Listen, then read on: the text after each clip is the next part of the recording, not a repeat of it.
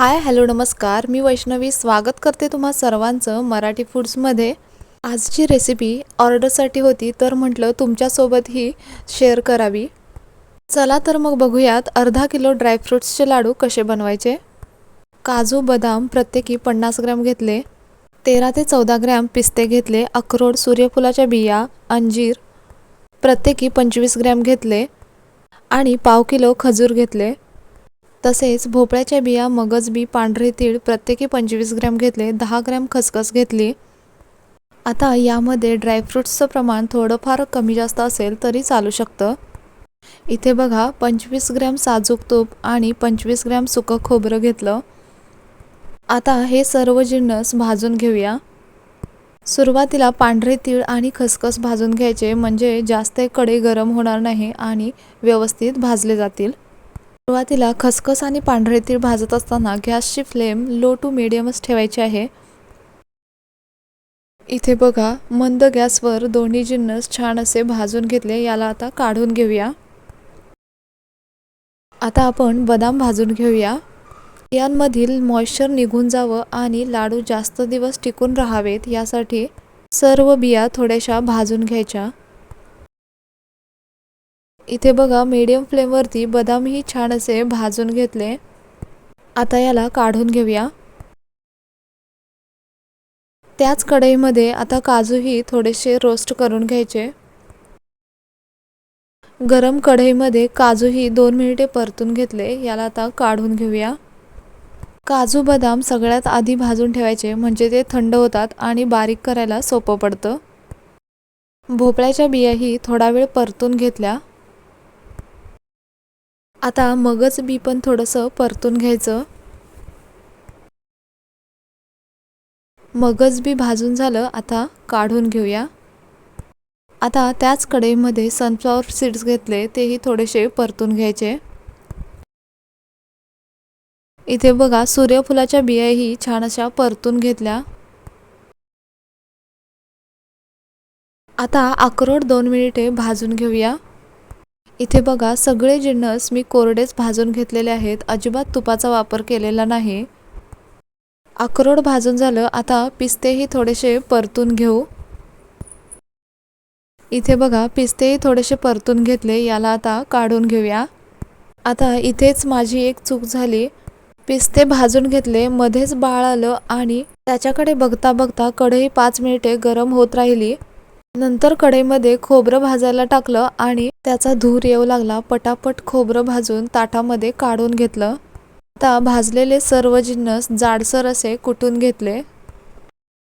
आता हे कुटून घेतलेले सर्व जिन्नस एका ताटामध्ये एकत्र करून घेऊया. पांढरे तीळ, खसखस आणि मगज बी हे अख्खेच या लाडूच्या मिश्रणामध्ये घालायचे. आता गॅसवर कढई गरम करायला ठेवायची. त्यामध्येच 2 चमचे तूप घालायचं. तूप थोडंसं गरम झालं की त्यामध्ये घालायचे कट करून घेतलेले अंजीर. मग त्यामध्ये घालायचे खजूर. आता अंजीर आणि खजूर तुपामध्ये मेल्ट होईपर्यंत परतून घ्यायचे. इथे बघा संपूर्ण रेसिपीमध्ये खजूर मेल्ट करतानाच त्यामध्ये तुपाचा वापर केला आहे. अर्धा किलो लाडूसाठी 2 ते 3 चमचे तूप पुरेसं आहे. ऑलरेडी बियांनाच स्वतःचं तेल असतं, त्यामुळे तूप जास्त प्रमाणात घालण्याची अजिबात गरज नाही. थोडे दिवसांनी तुपाचा एक वेगळाच स्मेल येऊ लागतो, त्यामुळे लाडू लवकर खराब होतात. त्यामुळे या लाडूमध्ये तुपाचा वापर कमीच केलेला बरा. फक्त खजूर वापरताना चांगल्या क्वालिटीचे वापरा, म्हणजे लाडू बिघडणार नाहीत. सीडलेस खजूर यामध्ये वापरणे टाळा. सीडलेस खजूरला चिकटपणा कमी असतो, त्यामुळे लाडूला बाइंडिंग व्यवस्थित येत नाही. जे खजूर चिकट आणि मऊ असतात तेच खजूर यामध्ये वापरा. इथे बघा बोलता बोलता खजूर छान असं मेल्ट झालेलं आहे. याला आता काढून घेऊया. आता उलटण्याच्या साह्याने हे गरम गरम मिश्रण या बियांमध्ये मिक्स करून घ्यायचं.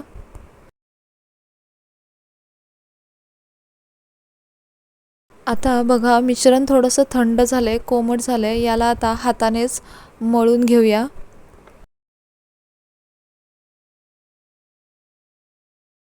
इथे बघू शकताय मिश्रणाचा छान असा गोळा बनवून घेतला। मिश्रणाला बाइंडिंग ही छान आलेलं आहे। आता आपण याचे लाडू बनवून घेऊया। तुम्हाला हव्या त्या आकारामध्ये छोट्या किंवा मोठ्या लाडू बनवू शकता। शक्यतो हे लाडू छोटेच बनवायचे म्हणजे मुलांना लाडू खाण्याचा कंटाळा येत नाही। कोणीही सहज बनवेल इतके पटापट लाडू बनवून तयार होतात।